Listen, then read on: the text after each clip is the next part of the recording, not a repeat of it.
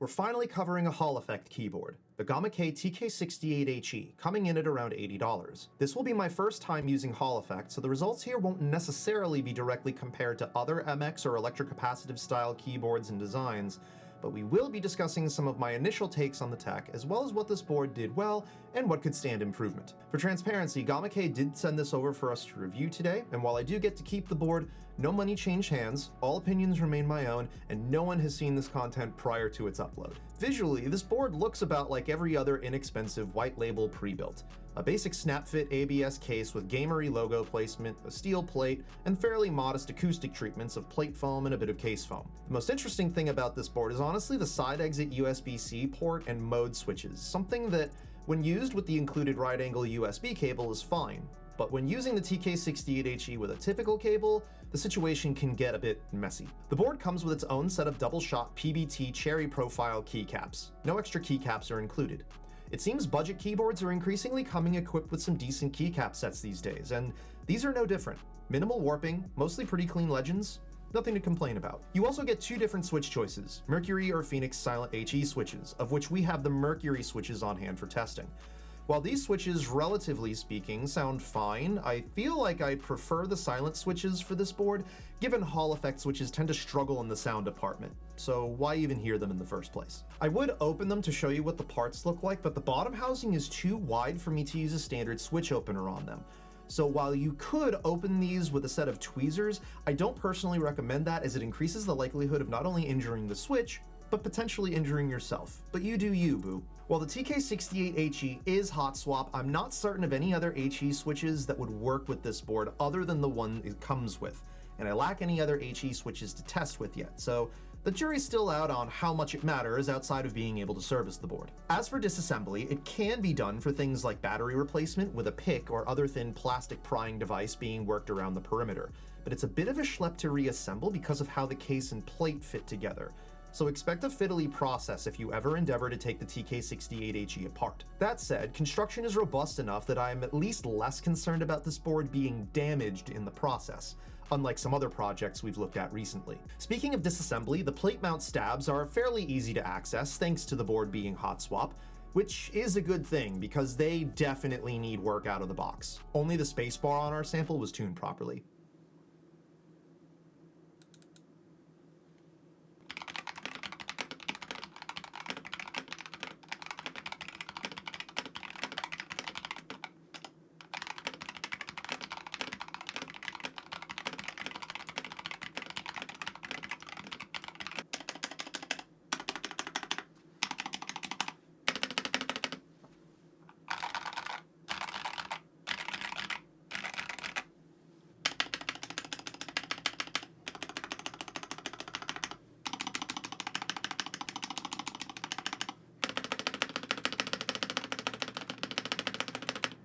So generally speaking, while it actually doesn't sound terrible outside of the stock stabs and has an expectedly stiff typing feel, this keyboard isn't really doing anything to make it particularly memorable outside of its Hall effect functionality, which is what we'll focus on for the rest of this video. Please keep a few things in mind here though. 1. This is my first Hall effect experience, and I don't have any other keyboards to compare against the experience I'm having here just yet. 2. I'm typically not a sweaty gamer, so I personally tend to avoid games like competitive FPS titles, MOBAs, and anything where I'm likely to interact with a 12-year-old who claims to have bedded several members of my family. On the surface, this has basically the same software as any other keyboard out there, with per-key reassignments and function layer remapping, provided there isn't something already there. It's the ability to address not only the actuation point, but debounce behavior that really makes Hall effect and this software what it is. This tunable debounce point is typically called rapid trigger, or snap tap as GamaKay terms it, where you can basically reactuate the switch after having only released it by a fraction of a millimeter, something you can do through the software in steps of 1/10 of a millimeter down to as little as 0.3 millimeters.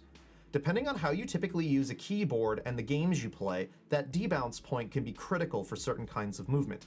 But if you're playing, say, Cyberpunk 2077, and you're using the charge jump leg mod on V, that debounce point, if set too aggressively, could cause a minor shift in your finger pressure to result in a premature registered release of the switch, mistiming your jump and potentially landing you in the NCPD's crosshairs. I've found that while Snap Tap can work really well in certain games, most of what I play doesn't really benefit from that sort of performance enhancer.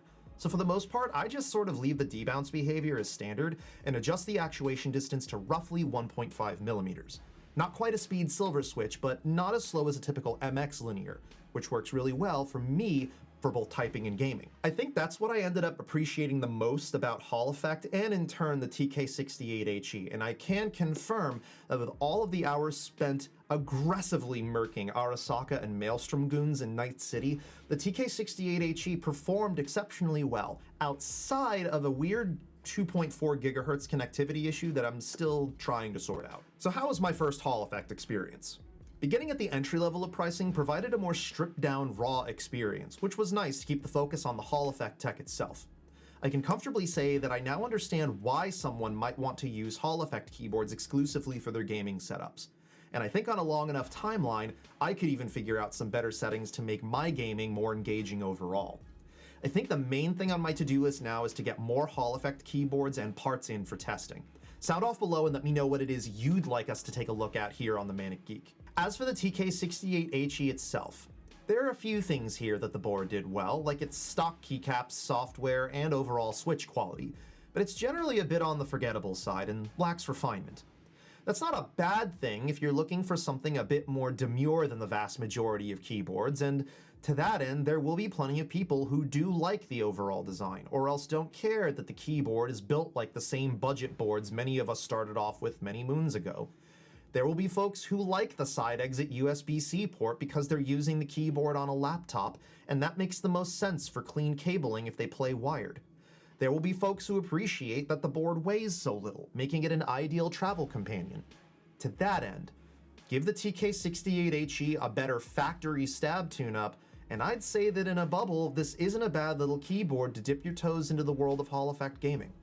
Now, we need to get some other Hall Effect keyboards in so we can provide a bit more context to this segment of the market and give GamaKay some competition. Take care of yourselves and one another, and we'll see you all in the next video.